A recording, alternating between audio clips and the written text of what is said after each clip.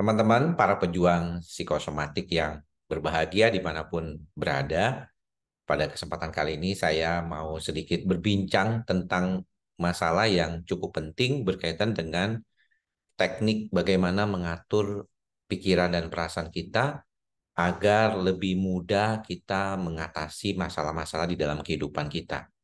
Dan ini yang seringkali kita berharap pasien itu memahami.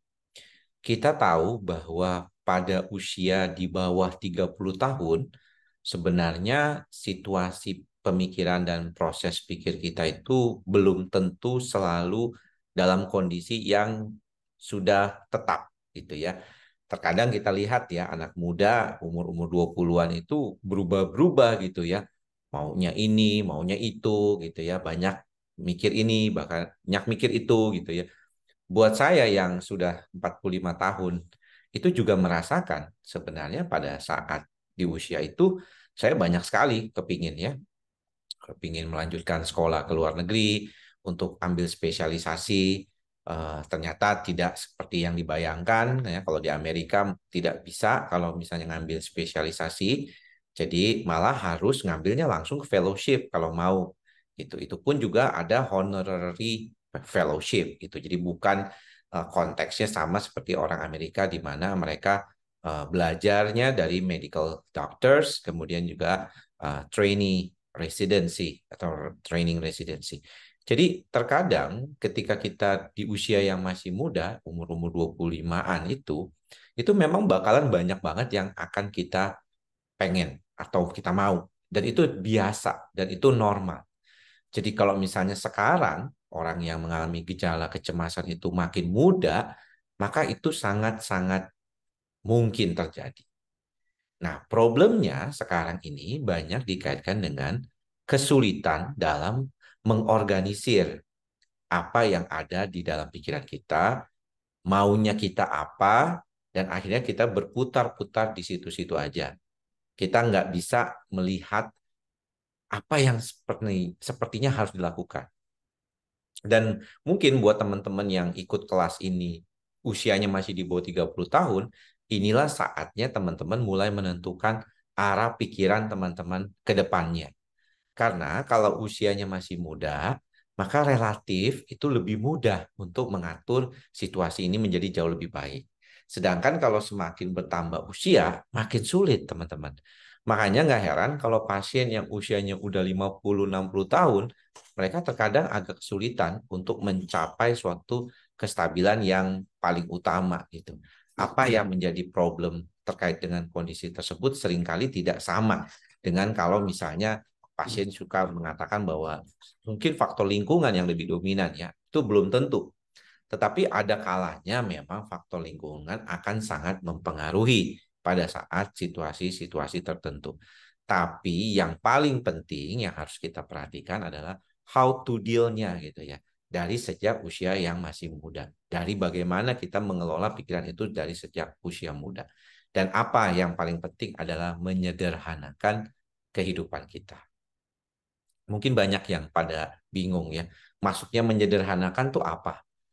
Kan saya sebenarnya hidupnya pengennya juga ada berkelimpahan, ada uang yang cukup, kemampuan saya secara finansial ekonomi juga cukup, apalagi anak-anak muda sekarang ya cukup banyak yang terobsesi ya untuk menjadi kaya lebih cepat gitu. Dan itu memang bisa dimungkinkan karena banyak dari mereka main saham, main Bitcoin ya, kemudian juga banyak melakukan investasi-investasi yang dikira itu bisa menampatkan hasil yang luar biasa. Tapi maksud dari kesederhanaan di sini adalah menyederhanakan dalam pikiran, perasaan, dan perilaku.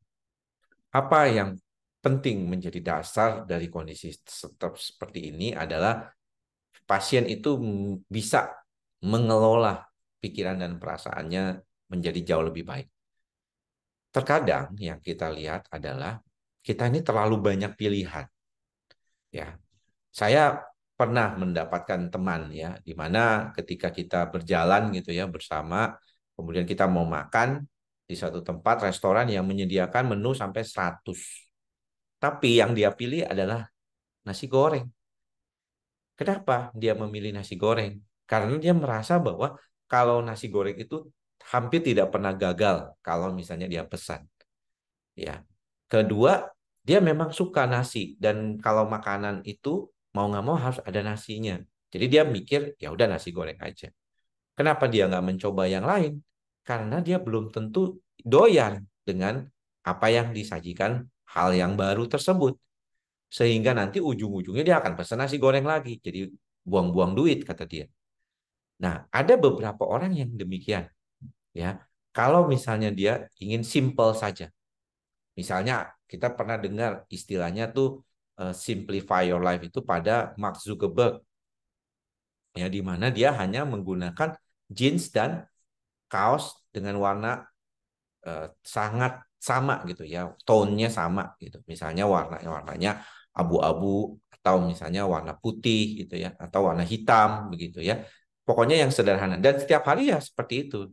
Sehingga ketika dia bangun tidur, dia ke kabinetnya gitu ya, ke tempat taruh pakaiannya, dia nggak usah pusing ya seberapa banyak dia harus menyediakan waktu untuk memilih-milih mana yang cocok mana yang tidak, pokoknya sama aja mau kemanapun dia punya ini, seperti orang punya baju warnanya putih kemejanya jasnya hitam atau biru untuk melakukan uh, formal situation gitu misalnya. Itulah sebenarnya salah satu contoh kita menyederhanakan kehidupan kita, termasuk juga dalam pikiran dan perasaan kita. Seringkali kita tuh perlu menegaskan kepada diri kita mana yang perlu dipikirkan terlebih dahulu. Yang penting nih mana. Jangan sampai teraduk atau tercampur mana yang nggak penting, mana yang penting jadi satu. Dan ini yang kita tidak inginkan. Di dalam kehidupan kita, kita berharap situasinya itu bisa lebih stabil. Ya, nggak perlu kebingungan gitu ya. Kok kesannya kayaknya bingung banget nih. Milih-milih yang mana yang penting yang harus diperhatikan. Karena kalau tidak, maka akan berputar-putar di situ-situ aja. Nggak akan keluar itu dari situ. Dan ini yang kita nggak harapkan. Karena kita kepinginnya pasien menjadi jauh lebih stabil, menjadi jauh lebih baik, dan tentunya akan ke depannya bisa lebih nyaman. Ya. Karena kalau enggak ya, dia berputar-putar di situ-situ aja tanpa ada penyelesaian yang baik. Dan tentunya ini juga penting ya buat teman-teman saudara sekalian untuk bisa memahami, belajar untuk menyederhanakan kehidupan kita sedikit demi sedikit. Apalagi kita sudah menjelang 2024 nanti, mungkin di antara teman-teman juga ada yang punya keinginan, sebenarnya banyak paling ya resolusinya banyak sekali, tapi lupa bahwa semakin sedikit resolusi, yang paling penting yang harus kita fokuskan, bukan yang kita mau ya, yang paling penting dulu.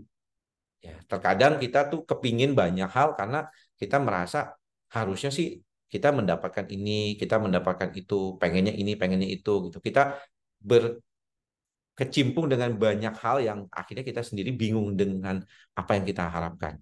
Sebenarnya kita maunya apa sih gitu ya. Jadi ini juga pesan ya buat teman-teman yang muda, terutama buat yang muda ya, para pejuang psikosomatik yang kebetulan memang masih usianya muda, maka sebaiknya dari sekarang mulai menyederhanakan pikiran supaya bisa fokus hanya pada satu atau dua hal yang penting dalam kehidupan kita dan hal-hal yang tidak terlalu penting akan kita singkirkan. Mengapa? Karena bagaimanapun kalau kita terlalu banyak hal yang dipikirkan, otak kita tuh nggak akan mampu. Kita punya kemampuan itu terbatas, teman-teman. Ya, nggak akan mampu untuk membantu prosesnya itu menjadi jauh lebih stabil. Jadi harapan saya, mudah-mudahan teman-teman semua bisa membantu diri teman-teman belajar untuk menyederhanakan hidup. Buat yang sekarang lagi dalam kondisi tertentu perlu belajar, salah satunya caranya adalah dengan mengatur baju. Jadi baju-baju bekas kita, lagi tahun 2024 akan segera kita jelang. Baju-baju yang bekas, baju-baju yang sudah tidak terpakai, atau sudah lama nggak pernah kita pakai, berarti itu nggak penting tuh ya baju itu ya. Kalau sudah lebih dari 3 bulan nggak pernah kita pakai, berarti itu baju sebenarnya nggak penting. Kita bisa sumbangkan ke orang lain ya, daripada numpuk di dalam kabinet kita dan akhirnya menimbulkan kekacauan begitu ya. Jadi silakan pilih mulai dari sekarang. Itulah salah satu cara untuk menyederhanakan hidup. Mungkin ada sebagian yang mengenal istilah minimalism, tapi memang itulah cara kita untuk supaya kita bisa membantu diri kita menjadi lebih berkurang kecemasannya. Karena tidak banyak yang dipikirkan. Jadi tidak usah mengeluh, kok saya overthinking. Ya memang karena kita banyak yang dipikirkan sih. Jadi kita overthinking sendiri deh akhirnya. Mudah-mudahan apa yang saya bagi ini bermanfaat buat teman-teman. Semoga semua makhluk berbahagia. Semoga kita berbahagia. Sampai bertemu lagi di lain kesempatan. Salam sehat jiwa. Bye-bye.